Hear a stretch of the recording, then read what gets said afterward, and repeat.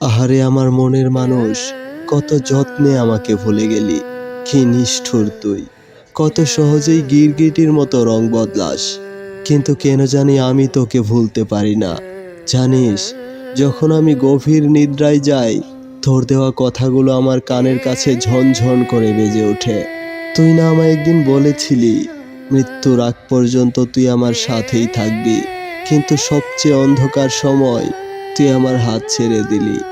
আমি তো তোর কাছে বেশি কিছু চাইনি, শুধু একটু ভালোবাসা চেয়েছিলাম, তাও বেশি হয়ে গেল তোর কাছে। কত স্বপ্ন দেখেছিলাম তোকে নিয়ে। যখন আমার দুঃখের সময় আসবে, তুই আমার পাশে থাকবি।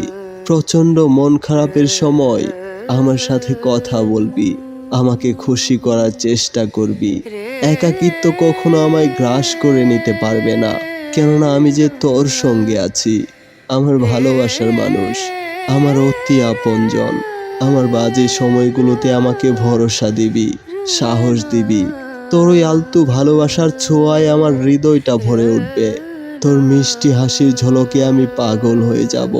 জানিস প্রিয়, আমি যদি তোর একটু ভালোবাসা পেতাম, তাহলে এই পৃথিবীর সমস্ত অবহেলাকে আমি ছুঁড়ে ফেলে দিতাম, শুধু তোর জন্য। কেননা তুই যে আমার জীবনের ভরসার প্রতীক ছিলি। হ্যাঁ, আমি তোকে ততটাই ভালোবাসতাম যতটা ভালোবাসলে একজনকে সুখী রাখা যায়। কিন্তু আমি তো জানতাম না আমার সামান্য চাওয়া ভালোবাসা তোর কাছে এতটা ভারী হয়ে উঠবে। জানলে সেটাও কখনো চাইতাম না, কেননা আমি যে তোকে হারাতে চাই না। কি করে চাইতাম বল? তুই আমার জন্য তোর সব কিছু বিসর্জন দে। যাই হোক, তুই তো আমাকে ছেড়ে গেছিস, এখন তো আর কিচ্ছু করার নেই। শুধু একটাই চাওয়া আমার, তুই যেখানেই থাক, যেভাবেই থাক, ভালো থাক, সুখে থাক। তোর নতুন সঙ্গীকে নিয়ে অনেকটা সুখে থাক। আর পারলে আমাকে ক্ষমা করে দিস। দুঃখ ছাড়া তো আমি তোকে কিছুই দিতে পারিনি। অনেক চেষ্টা করেছি তোকে সব সময় আমার কাছে রাখতে, কিন্তু কি আর করার। আমার জীবনেই তো ছেয়ে আছে শত শত দুঃখের ছাপ, ব্যর্থতার ছাপ। তাই তো আমি হাজার চেষ্টা করেও তোকে আমার করে রাখতে পারিনি। তোকে আমি বোঝাতেই পারিনি। তোর কাছ থেকে আমি সামান্য ভালোবাসায় সন্তুষ্ট ছিলাম। হ্যাঁ রে, সামান্য ভালোবাসা। যে ভালোবাসাটুকু পেলেই হয়তো আমার জীবনটা পরিপূর্ণ হয়ে যেত। কিন্তু আমি তো জানতাম না তোর মতো বেঈমানদের কাছে ভালোবাসাটুকুই সবচেয়ে দামি। তোরা তো তোদের কলিজা ছিঁড়ে দিতে পারবি, কিন্তু সামান্য ভালোবাসা দিতে পারবি না। কেননা ভালোবাসতে গেলে যে কোনো অভিনয় খাটে না। তার চোখ বলে দেয় সে অভিনয় করছে, তোকে ভালোবাসে না। তুই তো আমার সঙ্গে কাছে থাকার অভিনয় করতি। আর হ্যাঁ, জানিস প্রিয়, এখন আমি মাঝে মাঝে চিন্তা করি, আমি যদি আবার নতুন করে জন্ম নিতে পারতাম, তাহলে ছোট থেকে নিজেকে খুব কঠিন করে তৈরি করতাম।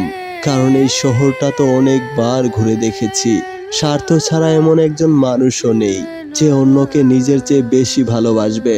এরা শুধু বোঝে টাকা আর স্বার্থের গল্প। তাই এদের কাছে ভালোবাসা নামক শব্দটাই যে মিছা।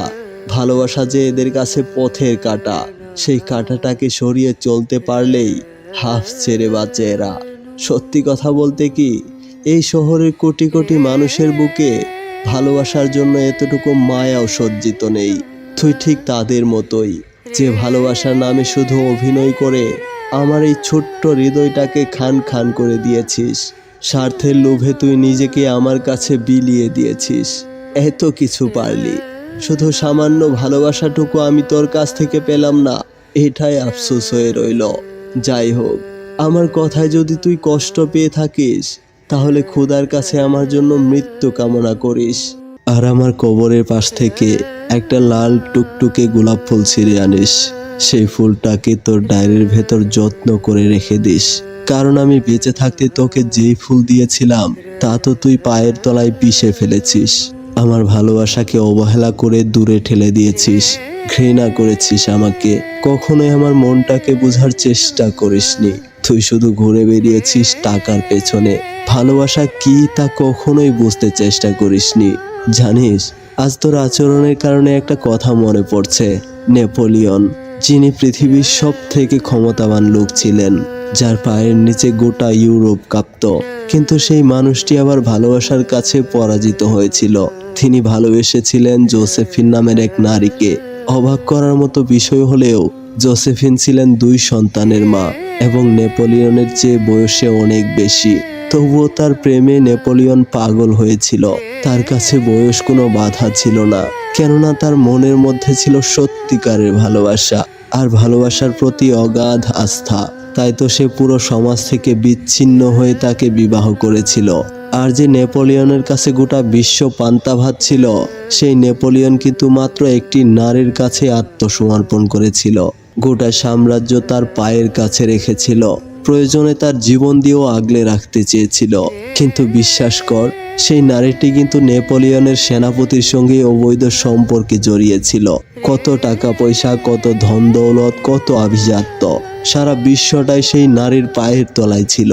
তবুও সে ভালোবাসার টানে সেনাপতির সঙ্গে সম্পর্কে জড়িয়েছিল, কেননা তার কাছে সবকিছু থাকলেও ভালোবাসাটা ছিল না। নেপোলিয়ন ছিল একজন মহারাজা, তাই বিভিন্ন প্রদেশে যুদ্ধের জন্য যেত।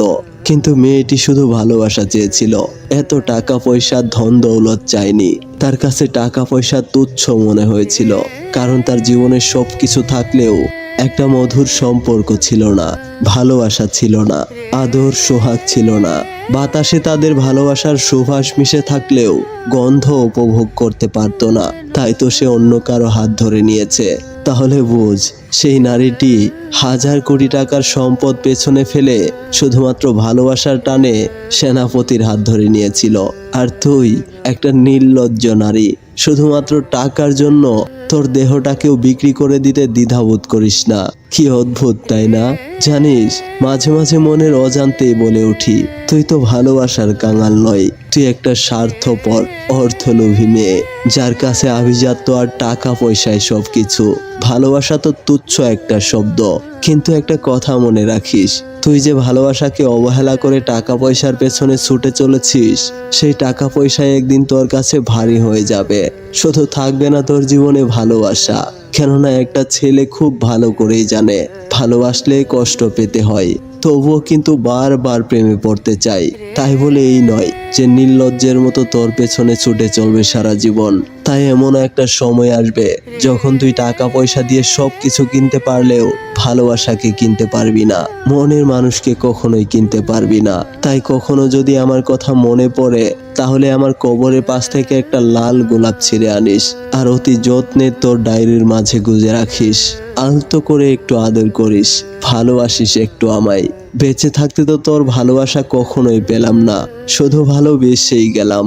তাই মরার পর শুকনো গোলাপের পাপড়ির গানে তোকে মাতিয়ে রাখতে চাই, সুখের সাগরে ভাসাতে চাই। আর যখন তুই অনেকটা সুখের সময় পার করবি, তখন আমি চুপি সারে দেখতে চাই কার জন্য তুই কতটুকু ভালোবাসা বরাদ্দ রেখেছিস, যা তুই কখনো আমাকে দিতে পারিসনি।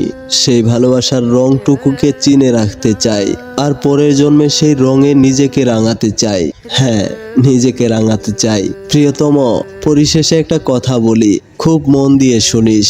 আমার মনের মাঝে না ভীষণ কষ্ট, কেননা আমি কখনোই বুঝতে পারলাম না তুই কেন আমার সঙ্গে এরূপ আচরণ করলি, কেন আমাকে এতটা ঘৃণা করলি। আমি তো তোর কাছে সামান্য একটু ভালোবাসা চেয়েছিলাম, তোর জীবনটা তো চাইনি। তাহলে কেন তোর কাছ থেকে ভালোবাসা চেয়ে লাঞ্ছনা পেলাম? যাই হোক, আজ অনেক বলে ফেলেছি।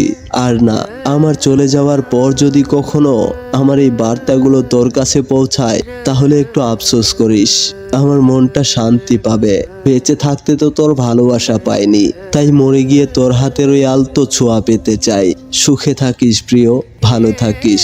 Bye bye. প্রিয় দর্শক, আমাদের প্রিয়তমাগুলো এভাবে আমাদেরকে কষ্ট দেয়, কিন্তু তাই বলে আপনার জীবনটা থেমে থাকবে না। যে কষ্ট দেবার সে দিয়েই যাবে, আর যে কষ্ট পাবার সে পেয়েই যাবে। তাই বলে আপনার জীবন যে থমকে যাবে এমনটা নয়। ভালোবাসার মাঝে হাজারো রং ছিটিয়ে থাকে, আর এসব রং সম্পর্কে আমরা জেনে বুঝে আমরা ভালোবাসা বা প্রেমের সম্পর্কে জড়িয়ে পড়ি, শুধুমাত্র নিজের স্বপ্নগুলোকে বাস্তবে রূপান্তর করতে বা নিজের প্রিয়জনকে কাছে পেতে। কিন্তু পরিশেষে সেই প্রিয় মানুষগুলোই আমাদের হাত ছেড়ে দেয় অন্য কারণের সুখের স্বপ্ন দেখে। তাই অতীতের কথা টেনে আপনার জীবনটাকে নরকে রূপান্তর করে কোনো লাভ নেই। সামনের দিকে এগিয়ে যান, সুখী হন, দেখবেন তাতে আপনার প্রিয়জন সুখে থাকবে, নয়তোবা হিংসায় জ্বলে পুড়ে মরবে।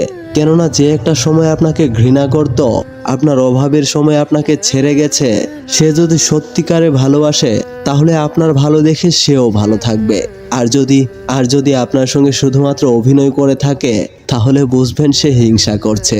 কিন্তু কি বা করার, সে তো আর আপনার কাছে আসতে পারবে না। তাই বলছি, অতীতের কথা না টেনে আপনার জীবনটাকে নতুন করে সাজান। এই পুরো আকাশটাই আপনার অপেক্ষায় আছে। হ্যাঁ, ভালো থাকবেন সবাই, সুখে থাকবেন। আর আমাদের আজকের গল্পটি কেমন হয়েছে জানাতে ভুলবেন না। আর ভিডিওটি ভালো লাগলে অবশ্যই একটি লাইক করবেন, শেয়ার করবেন বন্ধু বান্ধবের কাছে, আর সাবস্ক্রাইব করে আমাদের সাহায্য করবেন। আমি মাসুদ, আবারও দেখা হবে অন্য আরেকটি গল্পে। যাচ্ছি, বাই বাই।